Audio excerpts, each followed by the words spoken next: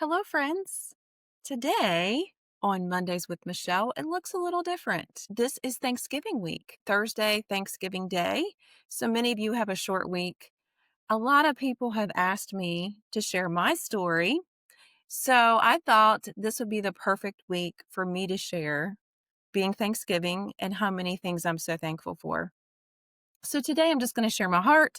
I'm going to share some Bible verses, share what has happened in my life, and hopefully there's someone out there today that maybe parts of my story they can learn from and they can be helped. So we will start off all through the video, the episode today. I will be sharing some pictures. So pay attention to your screen for YouTube and you will see some pictures of what I'm talking about. So my story starts back when I was a child. I lived on a farm. My grandparents, my other family, we lived all on the same road on a farm. And my dad worked very hard. This day in 1981 was working on a different farm. I was 6 years old.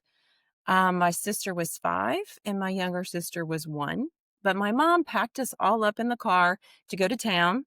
But we stopped by and saw my dad at this other farm.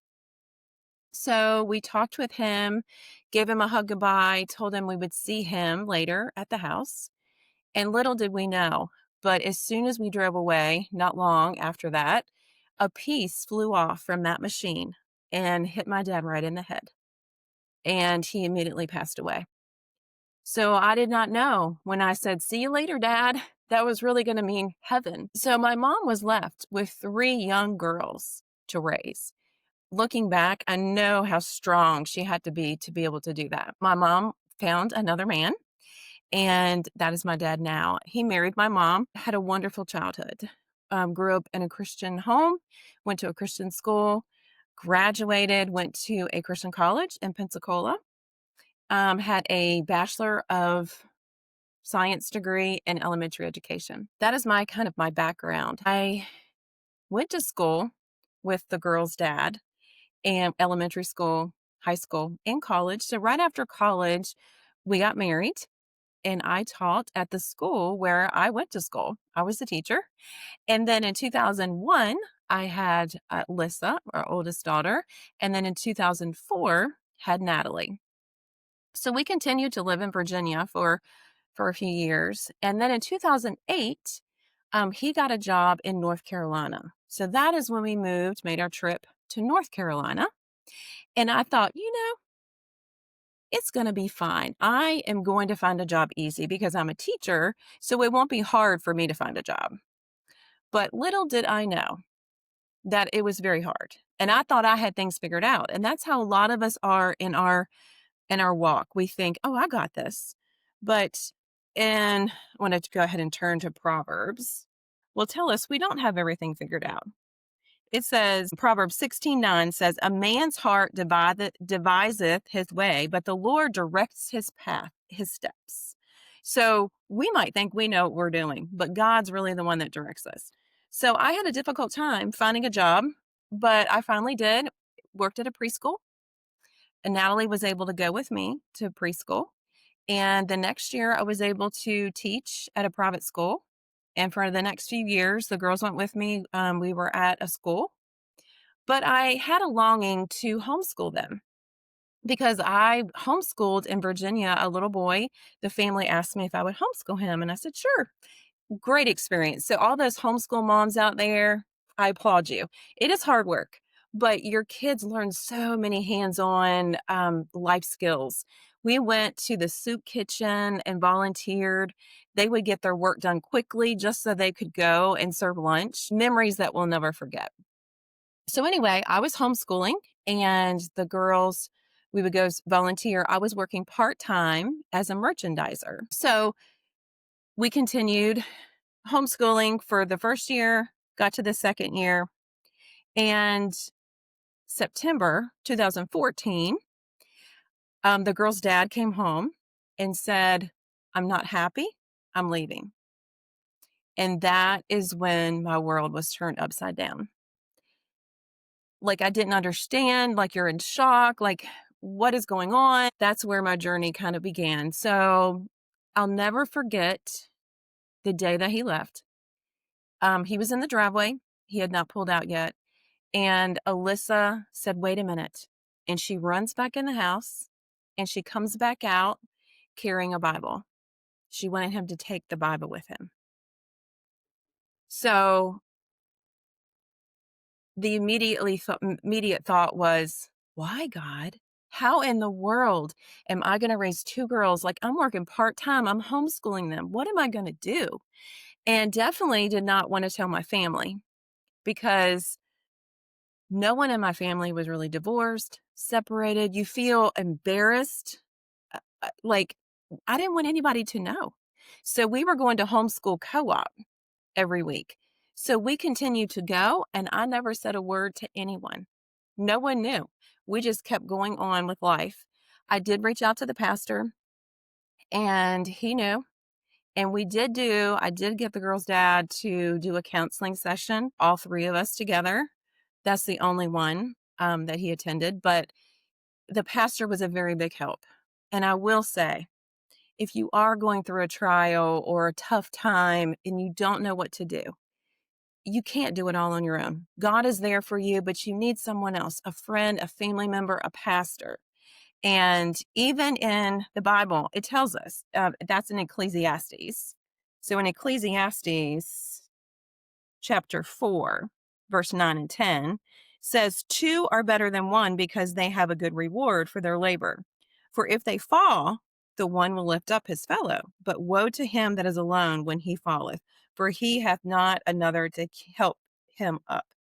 So God wants us to reach out to others, to just spill our heart to help us. So anyway, the pastor was there for me and he knew I had a lot on my plate. So he said, "Michelle, you're in survival mode right now. So you need to get a job." The church had a school right there. So they said they would get the girls in school. You just take care of finding a job. So that's what I did. Now in October, a month later, um, we had an incident happen. I'm not going to go into all the details, but um, up until then, I was crying or upset away from the girls. I didn't want them to see me upset. I wanted them just to feel secure and comfort. But that night, I what we found out, I had to call the pastor and say, "Please, I need you to come." And he came right away. He was there to talk with the girls. He talked with me and he said, "Michelle, have you told your family?" And I said, "No, you need to tell your family." And I knew I needed to, but just telling them, I didn't know how to go about it. Then I'm like, okay, if I call my mom and dad, and then I call my sister, and then I call my other sister, then I call I can't relive and tell this story 4 or 5 times. So I sent them all an email. I know that sounds horrible, but that's what I did. I sent them an email and I explained everything that happened so they would know. And they were very supportive.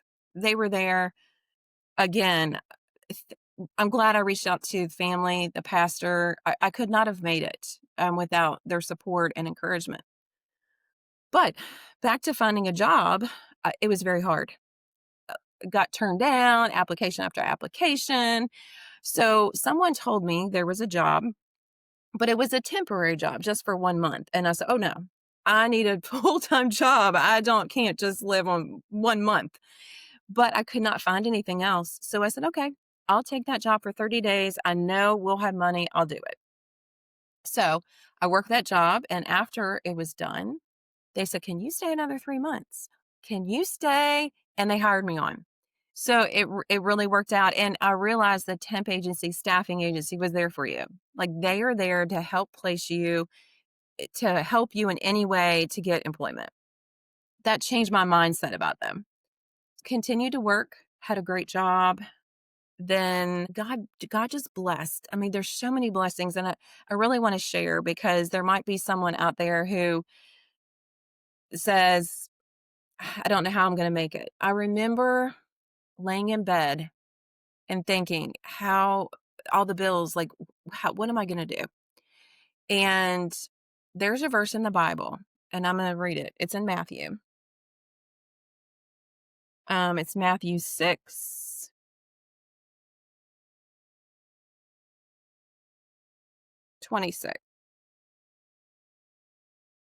Behold the fowls of the air, for they sow not, neither do they reap, nor gather into barns, yet your heavenly Father feedeth them.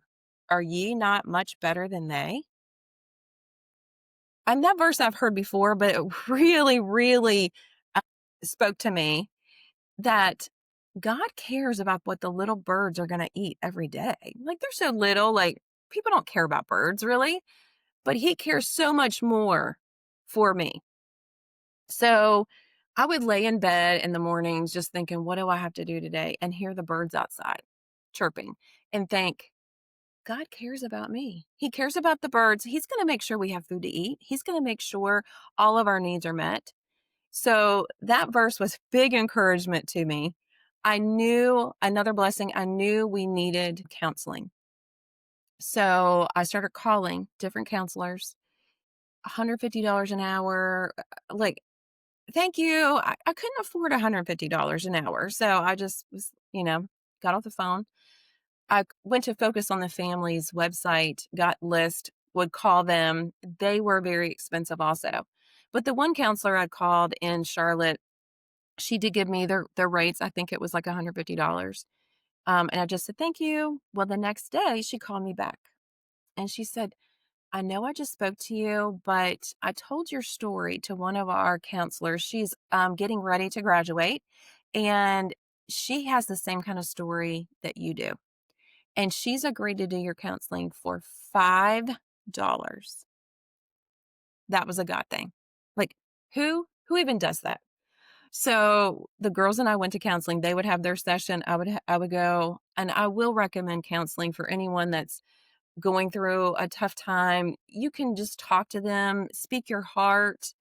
They give good advice. She helped us both through a lot. When you're hurting so bad, it's good to speak and get it out. So we did counseling for a little while. That Christmas he left in September. So December, very hard. I knew I wasn't going to be able to afford to buy the girls' Christmas presents. And the pastor said, do you mind if the church gets you all something? And I said, sure. So the girls and I would go to stores looking, but we didn't have money. We did not go buy things. But we went to Hobby Lobby one day and we were looking at everything. And Alyssa said, Mom, look. And it was this picture of Paris, had the Eiffel Tower. And she said, I love it.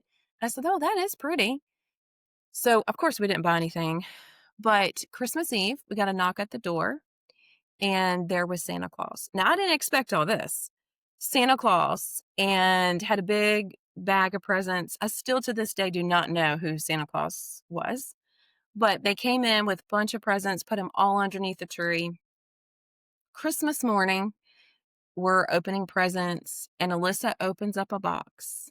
And in that box was that Paris picture that she saw at Hobby Lobby.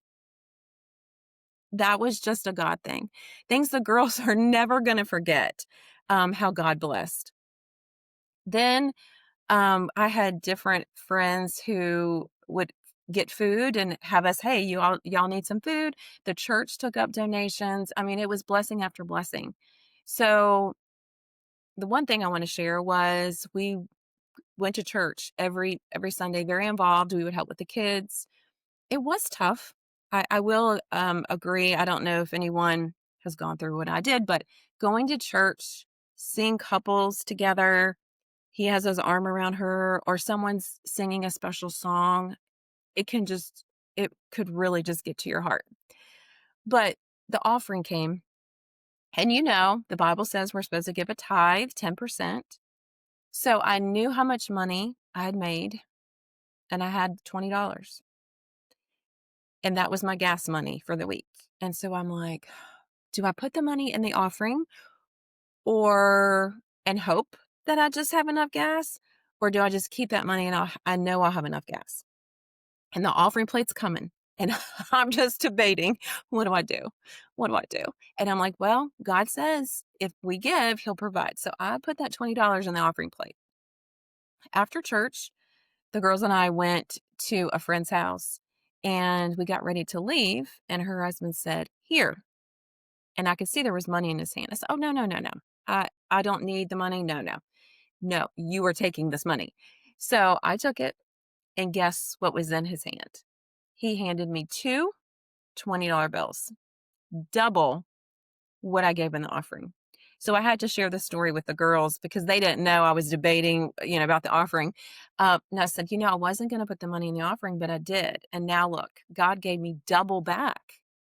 So amazing the blessings that God provided.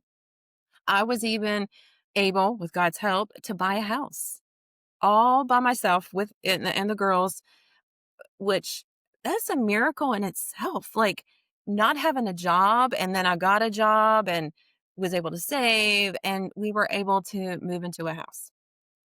A major big God story. During the time that I don't remember how long after the separation, but I found a class called Divorce Care Class. And I wanted to take it, but I was scared because it was at some church that I never had heard of before. And I'm like, what are they going to do? Are they going to ask me questions? But I thought this should help me. I really need to go. So I went. They had a workbook, and then we watched a video, and then we would talk. It was only like 4 people in my class.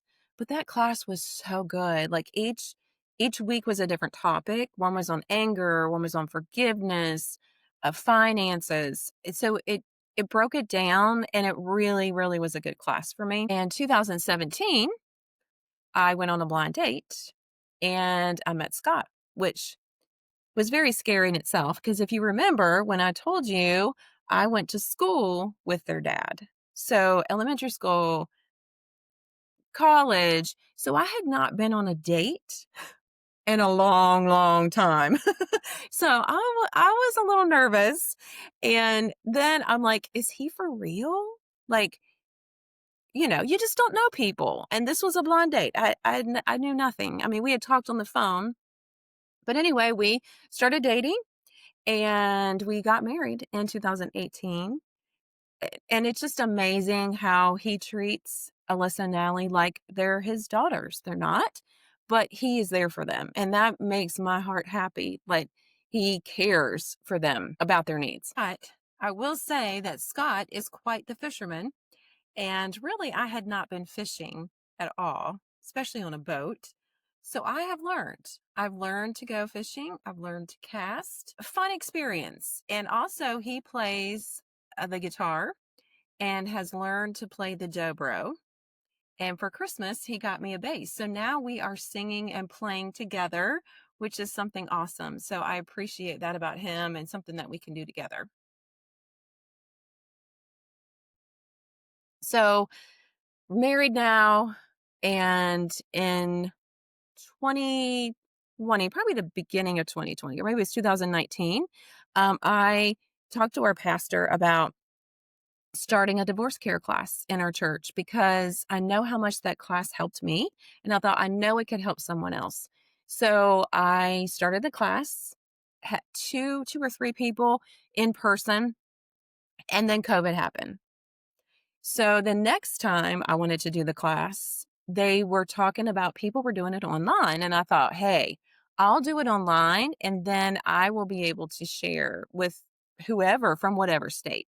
So I started Divorce Care Online, was able to reach so many people, and I'm continuing to teach the class. And now looking back, I remember way back to 2014. Why, God? Why did you have him leave? I don't understand. Now some of the pieces come together. Like now I'm able to teach this class and share my experience and help them through different trials or what they're feeling.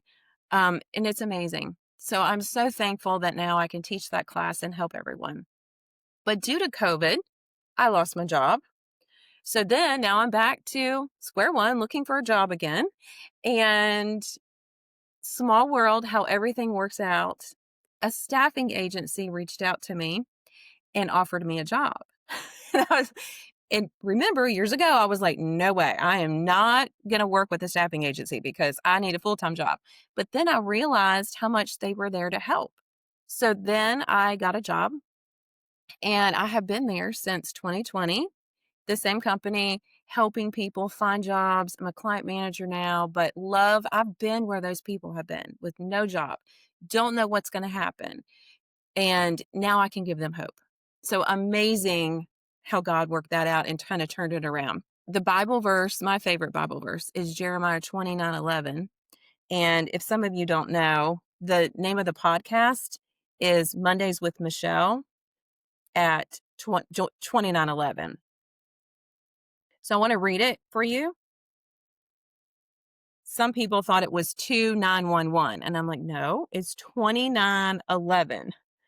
Jeremiah 29:11. And it says, "For I know the thoughts that I think towards you, saith the Lord, thoughts of peace and not of evil, to give you an expected end." So God knows.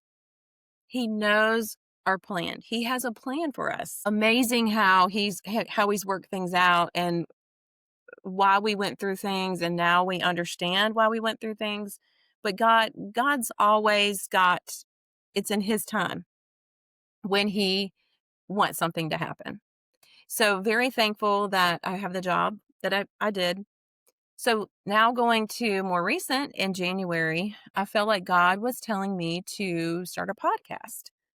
I had listened to podcasts before, but no way did I think I could lead a podcast.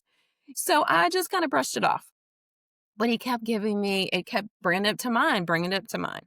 And I thought, well, if I did a podcast, like maybe had some guests and people would tell their story, who would I even ask? So I got a notebook and I started writing down, oh, they have a story. Oh, they have a story. And I had this whole list of people that I knew that had a story. And actually, we all have a story. Everyone has a story. Something has happened in your life. So I'm like, okay, maybe I could, but I knew nothing about how to record, like where to even start. So again, I just kind of pushed it off. So I did, maybe in March, I met a guy and he had done a podcast and I talked to him about it, but he was telling me all these things and I'm like, it's way over my head. So again, pushed it off. In the spring, probably around April, May, I'm in a networking group and this guy, Matt, he's in IT. And he was on our call talking about how he helps do videos and this and that. And I'm like, oh, maybe he's done a podcast. So afterwards I said, hey, have you ever done a podcast? He's like, no, but I'm willing to learn. And he started researching and he really helped me and encouraged me, like, you can do this, which was what I needed because I kept pushing things off. So we found a platform to record on, and then I just do the editing, so it makes it so much easier. He helped me do the videos to begin. He's given me advice, but it's because of him that was able to start the podcast. So we launched it September of this year. So if you think about it, God gave me the idea in January. So it's been birthed for 9 months. And then September is when we launched it. And what a blessing. I did it so other people could be encouraged. They share their story, and maybe by their story, someone else can learn. But I have learned. And so many guests have said things, and I'm like, oh, like, I've been encouraged. So it's not just to help others, it's helping me too. But what a blessing. And just the other day, we hit 100 subscribers, which a lot of people might think, 100, that's nothing. But to me, that means everything. That 100 people want to listen to the program every week. And also the views, I think it's 6,000 something that people have listened to. And most of the people are sharing the gospel.